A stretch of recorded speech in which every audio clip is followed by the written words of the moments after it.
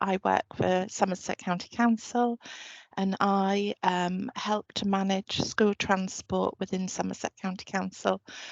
So I work alongside the school travel team, the SEND team, and admissions. So I've just put together a very brief overview about school transport. So I'll just go through some of the slides. I don't know if you can all see that. So we'll run through entitlement first. So travel assistance is provided to a child's nearest or catchment school if the child lives over 2 miles under the age of 8 or over 3 miles at 8 years and above. Travel distances still apply for special schools, and for which cases are assessed on an individual basis if pupils live under the statutory walking distance. Travel assistance is supplied from a designated pickup point and drop-off point, which is not necessarily the home address. We've changed this slightly in recent years. One, because we've seen an increase in young people travelling to special schools and schools with bases, and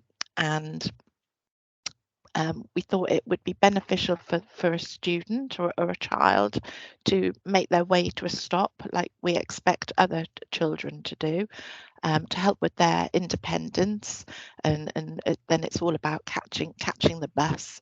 Obviously, if a child's got medical needs or specific needs, which means they can't get to a stop, then we'll arrange a home pickup for that child.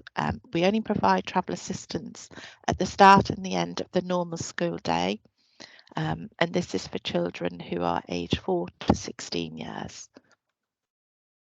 So all children have to apply for school transport.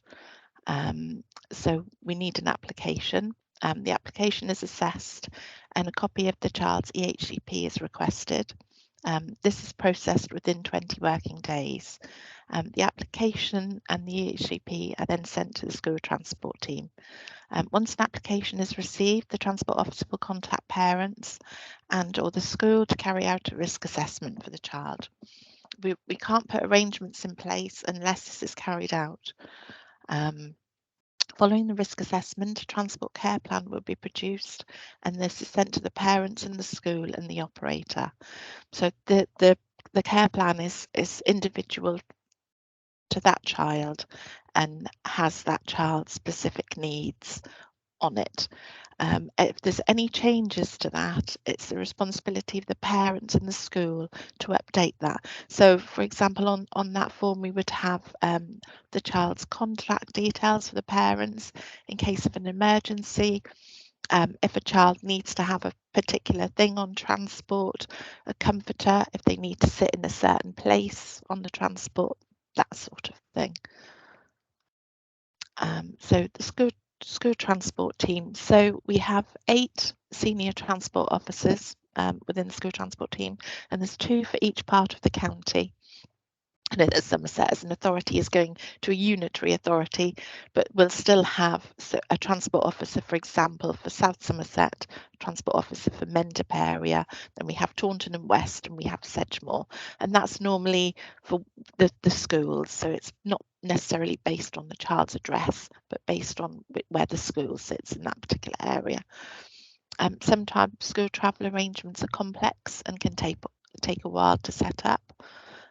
All drivers and passenger assistants have to have enhanced DBS checks, and they undertake driver and passenger assistant training, which is carried out by the team. Passenger assistants are not trained to carry out medical procedures, and we are unable to arrange travel to off-site provisions. So in regards to the arrangements, if you have any queries or concerns about your child's travel arrangements, you need to speak to the transport officer at all times. Please don't ask the operators or passenger assistants to do things or ask them to change it, because they shouldn't do that. We're unable to transport at different times of the school day or for after school clubs, and we are unable to do pickups and drop-offs from different addresses. or pickup points. So post-16 travel.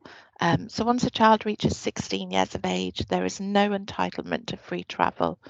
Any post-16 travel awarded is discretionary, and the local authority follows DfE guidance in regards to this.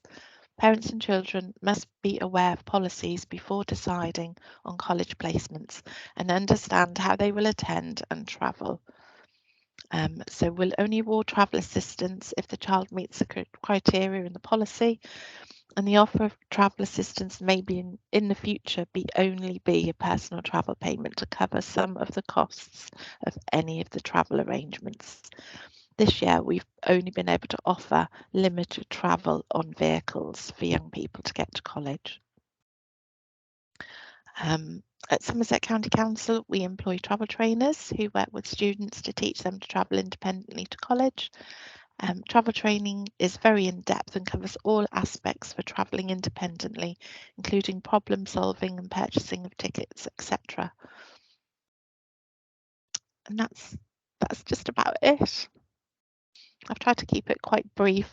Obviously, I can rattle on around school transport for hours on end. But so if anybody's got any questions they want to ask me, or if they need me to point them in any sort of direction for any other advice,